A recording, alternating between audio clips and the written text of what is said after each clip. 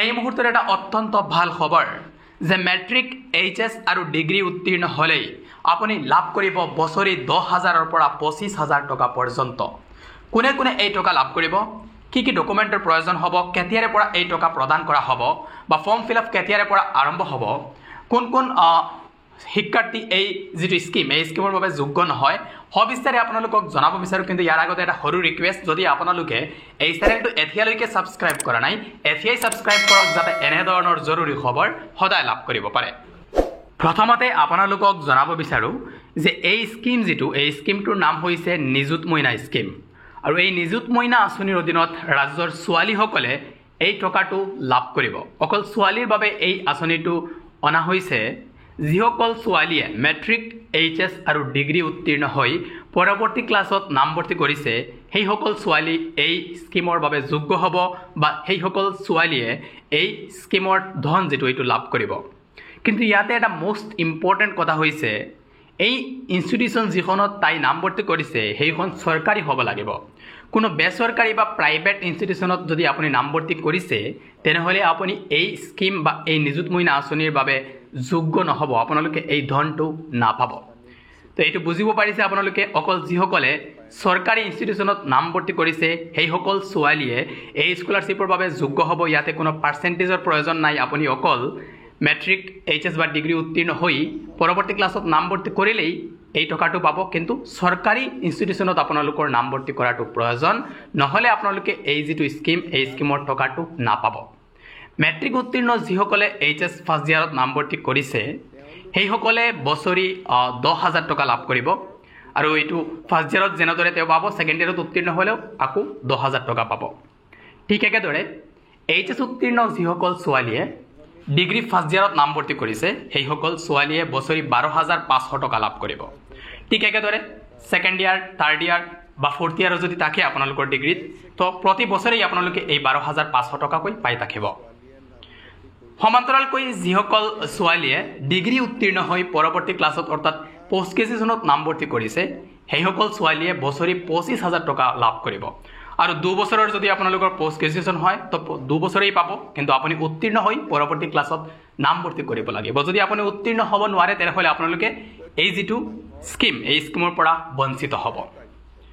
ইয়াতে আৰু এটা ইম্পৰ্টেণ্ট কথা আপোনালোকক জনাব বিচাৰোঁ, এই যিটো ধন এই ধনটো আপোনালোকক একেলগে দিয়া নহয়, এইটো ইনষ্টলমেণ্ট ৱাইজ দিয়া হ'ব বুলি মুখ্যমন্ত্ৰীগৰাকীয়ে ঘোষণা কৰিছে যে এইটো আপোনালোকে প্ৰতি মাহে মাহে পাই থাকিব। আৰু 2 মাহ আপোনালোকে এই স্কলাৰশ্বিপৰ ধনটো নাপাব। জুন আৰু জুলাই মাহতে এই টকাটো প্ৰদান কৰা নহ'ব, যিহেতু মুখ্যমন্ত্ৰীগৰাকীয়ে কৈছে যে বেছিভাগ বিদ্যালয়, মহাবিদ্যালয় বা বিশ্ববিদ্যালয় জুন আৰু জুলাই মাহতে বন্ধ থাকে। ইয়াৰ বাবে এই 2 মাহতে টকাটো প্ৰদান কৰা নহ'ব আপোনালোকৰ বেংকৰ জৰিয়তে। তো যিসকল মেট্ৰিক উত্তীৰ্ণ ছোৱালীয়ে এইচএছ ফাৰ্ষ্ট ইয়াৰত নামভৰ্তি কৰিছে চৰকাৰী কলেজত, তেওঁলোকে মাহে মাহে 1,000কৈ টকা লাভ কৰিব। জুন জুলাই মাহতে নাপাব, বাকী 10 মাহ 1,000কৈ এবছৰত 10,000 টকা পাব। পৰৱৰ্তী ক্লাছত যদি তেওঁ উত্তীৰ্ণ হ'ব পাৰিছে, নামভৰ্তি কৰিছে, তেনেহ'লে আকৌ মাহে মাহে 1,000কৈ 10,000 টকা পাব। ঠিক একেদৰে যিসকল ছোৱালী এইচএছ উত্তীৰ্ণ হৈ তেওঁলোকে ডিগ্ৰীত নামভৰ্তি কৰিছে, তো ডিগ্ৰীত তেওঁলোকে মাহে মাহে 1250 টকাকৈ লাভ কৰিব। প্ৰতি মাহে 1250 টকাকৈ পাব, কিন্তু জুন জুলাই মাহতে এই টকাটো দিয়া নহ'ব। আৰু এই টকাটো আপোনালোকৰ ডিৰেক্টলি বেংক একাউণ্টতে সোমাই দিয়া হ'ব। ইয়াত আপোনালোকে চিন্তা কৰাৰ প্ৰয়োজন নাই, একেবাৰে সহজ আপোনালোকৰ বাবে। আৰু এইটো প্ৰতি মাহে আপোনালোকে 11 তাৰিখে লাভ কৰিব। প্ৰতি মাহৰ 11 তাৰিখে এই টকাটো আপোনালোকে নিজৰ বেংক একাউণ্টত লাভ কৰিব।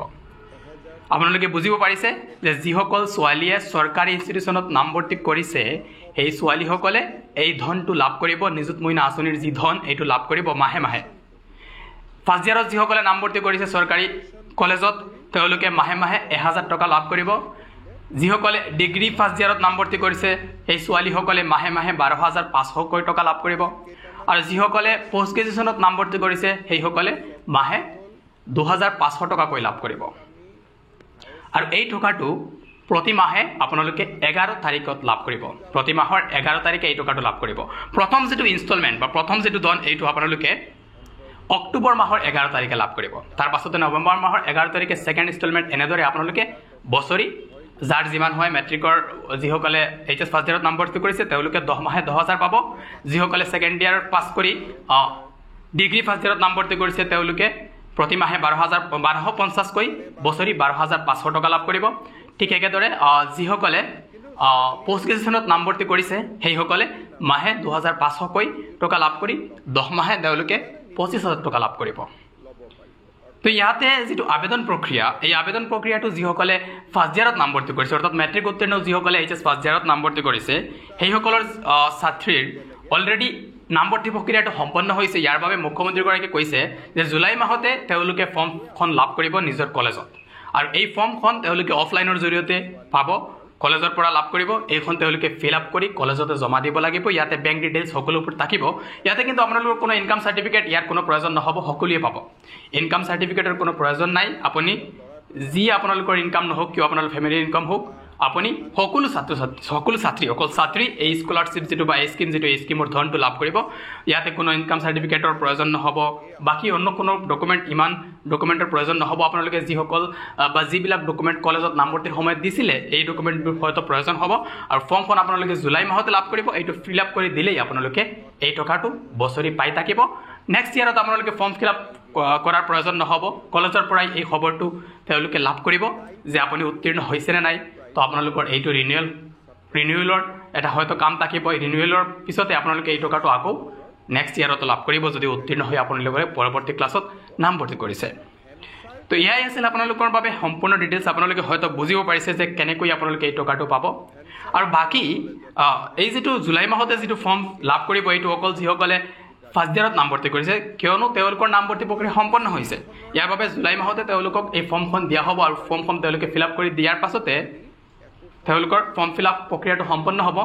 বাকী যিসকলে ডিগ্ৰী ফাৰ্ষ্ট ইয়াৰত নামভৰ্তি কৰিছে বা বহুতৰ নামভৰ্তি এতিয়াও সম্পন্ন হোৱা নাই, এতিয়াও চলি আছে, ইয়াতে কিবা কিবি আছিল বহু কিবা কিবি, তো এতিয়াও নামভৰ্তি প্ৰক্ৰিয়া ডিগ্ৰী ফাৰ্ষ্ট ইয়াৰত চলি আছে বা অব্যাহত আছে।